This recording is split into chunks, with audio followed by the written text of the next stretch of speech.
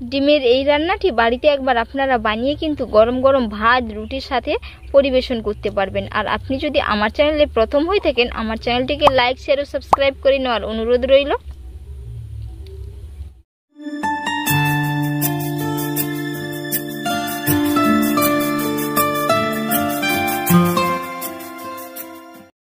আজ আমি আপনাদের ডিম দিয়ে একটি দারুণ মজার রেসিপি শেয়ার করব। এর জন্য আমি 4টে ডিম নিয়েছি।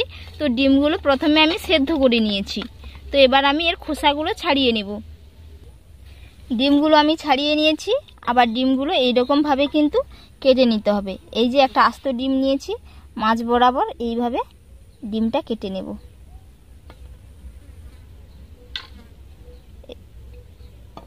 এরকমভাবে ডিমগুলো কেটে নিচ্ছি। সমস্ত ডিমগুলো কেটে নিয়েছি। এবার আমি একটা আলু কেটে নেব। একটা আলু নিয়েছি। তো এবার আমি এর আলুর খোসাগুলো ছাড়িয়ে নেব। আলুর খোসা ছাড়িয়ে নিয়েছি। তো আলুগুলো আমি কিন্তু পাতলা পাতলা করে লম্বা লম্বা করে কেটে নেব।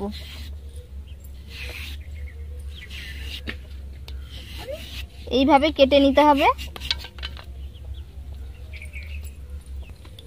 এবার আমি আলুগুলো সরু সরু করে লম্বা লম্বা করে কেটে নেব, যেই রকম আমরা আলুর ভাজা বানাই আলু কেটে।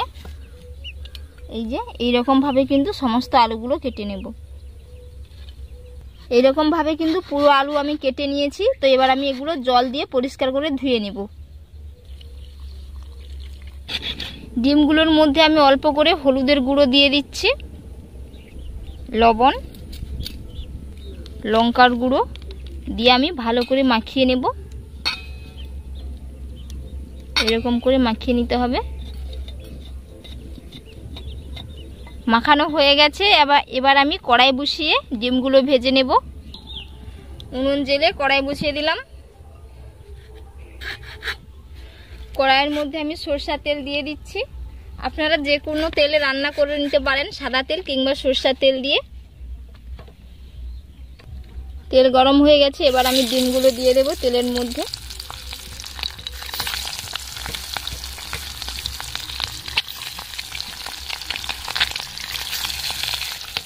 এক পিঠ হয়ে গেছে, আর এক পিঠ উল্টে নেব।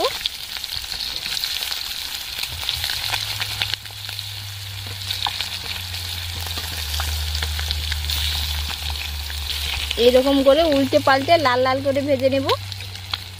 খুব সুন্দর করে ভেজে নিয়েছি। তো এবার আমি কিন্তু এগুলো তুলে নেব। আর কত সুন্দর করে ভেজেছি।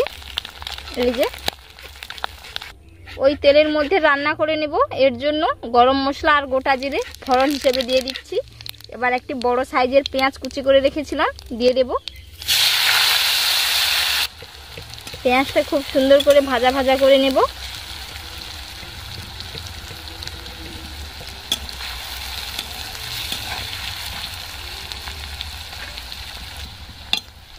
পেঁয়াজটা ভাজা ভাজা করে নিয়েছি। তো এবার আমি এর মধ্যে ছোট চামচের মাপ করে 1 চামচ আদা রসুনের পেস্ট দিয়ে দিচ্ছি।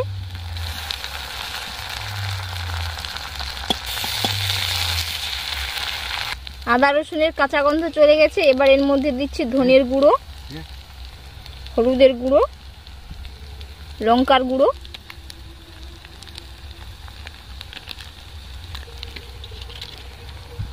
মশলাটা ভালো করে কষে নেব।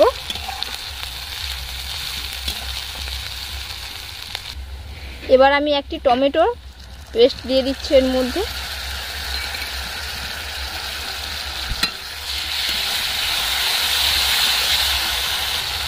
টমেটোর কাঁচা গন্ধ চলে গেছে এবং তেলটাও খুব সুন্দর করে রিলিজ হয়ে গেছে। এবার আমি কেটে রাখা আলুগুলো দিয়ে দেব।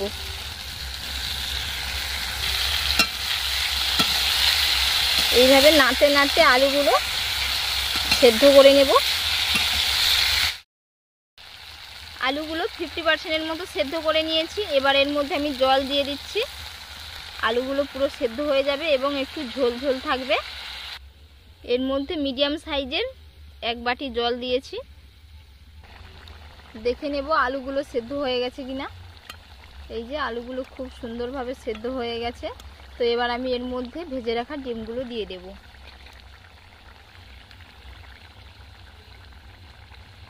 এরকম ভাবে একে একে সমস্ত ডিমগুলো দিয়ে দিচ্ছি। ওপর থেকে একটু গরম মশলার গুঁড়ো। আপনারা চাইলে একটু ধনেপাতা কুচিও দিতে পারেন, তো হাতের কাছে নেই তাই দিলাম না। ঝোল ঝোল থাকবে। এবার আমি নামিয়ে নেব। যেহেতু এটা ভাত বা রুটি, নান, পরোটার সাথে আপনারা খেতে পারবেন, তো একটু ঝোল ঝোল রাখতে হবে।